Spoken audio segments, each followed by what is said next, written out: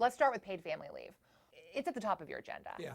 What is your goal and what have you been able to accomplish so far? Yeah, the goal is 6-month paid family leave, and this should be the goal of every state in this nation. The rest of the free world has figured this out.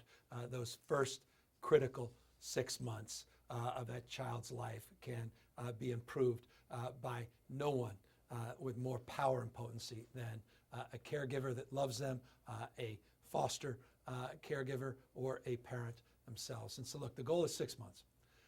In order to get there, we have to go from 6 weeks and address that gap to 6 months. This year, we're going to provide an extra 2 weeks per parent, so potentially up to a month.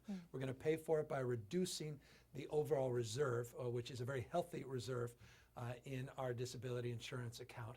And we put together a work group of some of the smartest people nationally, not just locally and statewide, to help us architect a framework to significantly enhance this over the next few years. So right now we pay 1% of our paycheck up to $118,000. Yep. To get to 6 months, would you have to increase that 1%? Would you maybe now tax an entire paycheck for everyone? This is what the work group's going to figure out. Right now, we're able to expand it for 2 weeks per parent up to a month without any budgetary impact, no new general fund, no new tax increase. So that's what we were able to do in the first 100 days I've been in office. I've got hopefully the next few years to figure out exactly how to advance this effort more broadly. But also, you got to address other issues. It's the fact that people are not taking advantage of something they paid into. It's their money that should be reimbursed because they're scared that they'll be fired, or they simply cannot afford a reimbursement rate that doesn't replace 100% of their salary. So we have to continue to focus on closing that gap, and we have to address all of the others that are not taking advantage of it, particularly a lot of state workers that haven't bargained for it, which is another part of a pool of consideration that also is being considered. So let's talk a little bit more about that. You're working on expanding the period of paid family leave. Yes. But there are hundreds of thousands of Californians who are not entitled to this leave at all right now. We're talking teachers, firefighters, CHP officers, public employees, hundreds of thousands of Californians who are not entitled to take any state-funded paid family leave. How is that possible? It's possible because they haven't bargained for it. It's not an excuse. It just hasn't been a high enough priority when we do these memorandums of understanding, when we bargain across the table. That's usually bargaining around health care, pension issues, and related to salaries. We've got to add in there the issue of paid family leave. It's just not been bargained as a top priority. So I would encourage our labor leaders to, on behalf of their workforce and their members, to consider this as a higher level of bargaining. The challenge, of course, is someone has to pay, and other things become a higher priority. And this is the reason the United States is so far behind the rest of industrialized democracies, is we just simply haven't valued early childhood brain development, early childhood education, from preschool, the focus on 0 to 3, prenatal care. This country does deplorably, and the outcomes speak for themselves. The disparities do not manifest after you get into school. They manifest before you get into school. We don't have an achievement gap. We have a readiness gap because we haven't invested in these protocols that are proven to create great results. Let's talk a little bit about that bargaining. At this point, those state workers, those public employees, they would only have access to this if they can convince their entire union to agree to it. But you have some of these unions, some of these bargaining units are predominantly male or older.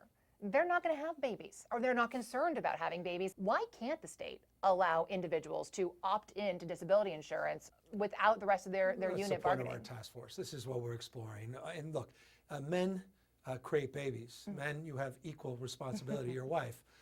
Just because you're a man doesn't mean you shouldn't be advocating for paid family leave. With respect, quite the contrary. Men, step up. If you want to be an enlightened and full individual, then have the responsibility that goes with having a child equally. It's not just the woman's responsibility, it's your responsibility as well. Men should participate in paid family leave, not just women. And so this should be a point of advocacy for everyone. And it's part of a cultural change. It's part of raising awareness. That's part of why I'm bringing this to the fore, why I keep talking about it. I'm not naive about it being a stretch goal. I'm not naive about the costs of this. I'm not naive about all the nuances and challenges related to this. Someone told me the other day, what happens if someone dies? Are you going to provide paid family leave for grief time? And I said, you know what? that's a good consideration. That's a good idea. And I need to add that in the mix. So all of these things are part and parcel of this work group, this task force, and also part of the fact that I have 7 open contracts right now. And so I have a lot of folks that are bargaining, and the fact is we're talking about this, we can add this to the bargaining table. So why not just allow, though, individuals to opt in without the rest of their union? Let's look at the cost. Let's look at where the unions are. It's 2 to tangle. These MOUs are very prescriptive. Some of them are hundreds of pages. Some are a little shorter. There are a lot of work rules, a lot of considerations, a lot of trade-offs. I don't want to sound like Jerry Brown saying a little this, a little that.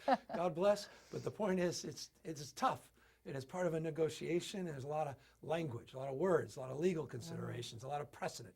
Past practices, as we refer to them, that need to be bargained at the table, and that can't be done arbitrarily, that can't be one-offed. There are legislative fixes as well that require consent, not just of the governor, but obviously 2 branches, or rather the separate branch representing 2 in the Assembly and the Senate. So all these things are tough, and I'm pursuing it. And boy, I'd love to be sitting here 4 years, 8 years, saying we got it done. If we did, it would be a incredible achievement.